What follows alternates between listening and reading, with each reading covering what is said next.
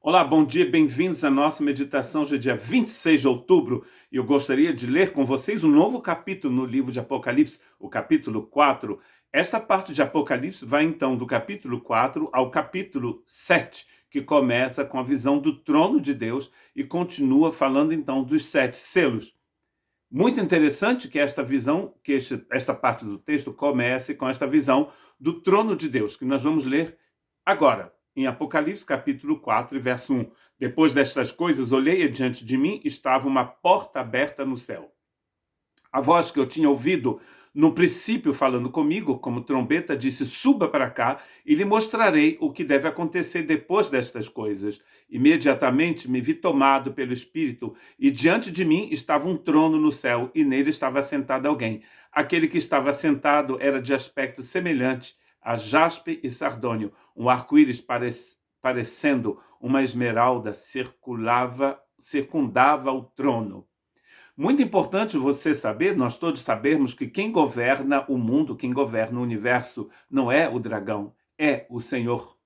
É o Senhor, então, que vai mostrar esta visão para o João, para que ele possa ver o que acontece depois. O que vem antes aqui são as cartas às igrejas da Ásia Menor. O Senhor se revelou ao João no início do livro, no capítulo 1, e em seguida ele vai, então, ditar aquelas cartas às 7 igrejas que a gente já viu, que falam da igreja, claro, na Ásia Menor, naquela época, aquelas 7 igrejas que foram escolhidas, e como elas eram 7, a gente sabe também que essas cartas servem a todas as igrejas em todos os tempos. O que vai acontecer depois vai ser uma série de visões que são divididas em várias partes, e nessas partes você vai encontrar as sete taças, 7 selos e as 7 trombetas. E quando você lê atentativamente a partir de todo o texto do Apocalipse, você tem que ler com atenção, você vai ver que cada uma dessas partes serão divididas com partes litúrgicas, com muito louvor, com cânticos, que vocês vão ver no capítulo 5, mas também no capítulo 7.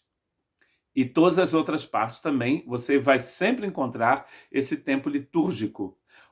O que é importante aqui, neste início dessa segunda parte do livro de Apocalipse, é você perceber que o trono, quem está sentado no trono, é quem vai ditar todas as coisas a partir daqui. É quem governa todas as coisas. Não é o homem quem governa as coisas aqui. Não é o dragão, não é nenhum ser humano. Os seres humanos, por mais poderosos que eles pensam ser, por exemplo, o homem poderoso de Roma, que governava o mundo conhecido e que trazia grandes perseguições àqueles irmãos, os irmãos daquela época, esta pessoa já virou poeira.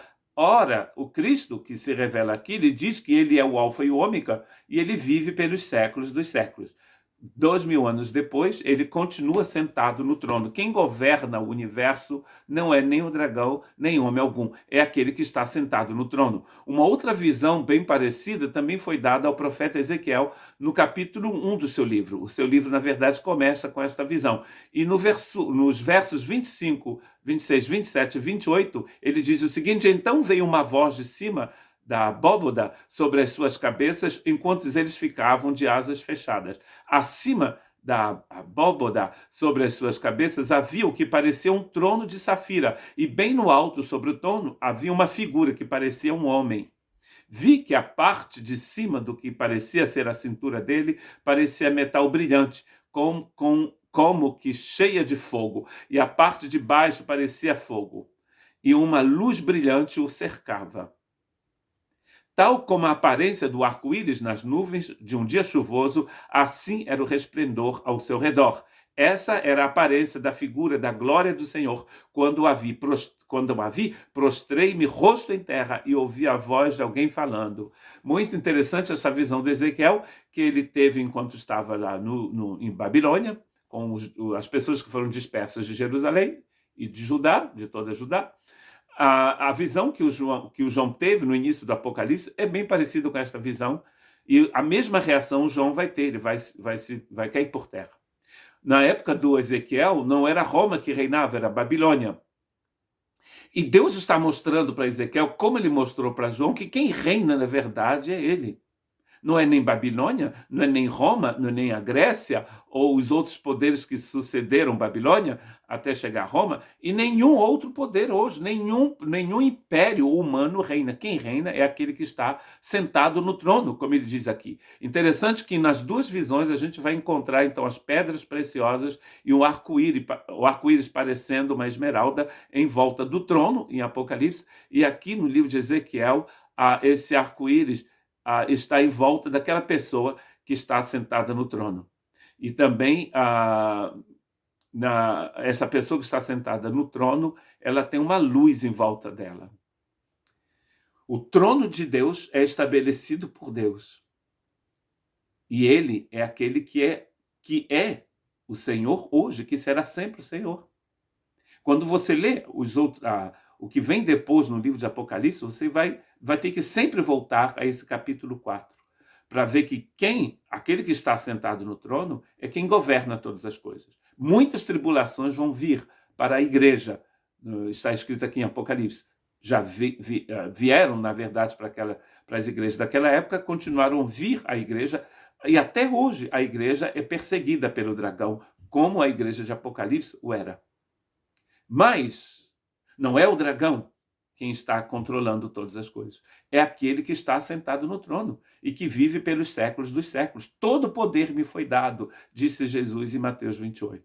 Todo poder no céu e na terra.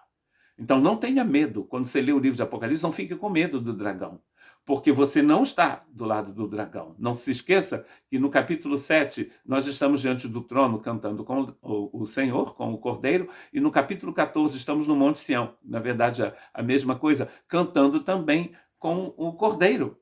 Não há nada em nós do dragão, nós pertencemos àquele que está sentado no trono e que vive pelos séculos dos séculos. A ele todo louvor, toda honra, toda glória para sempre.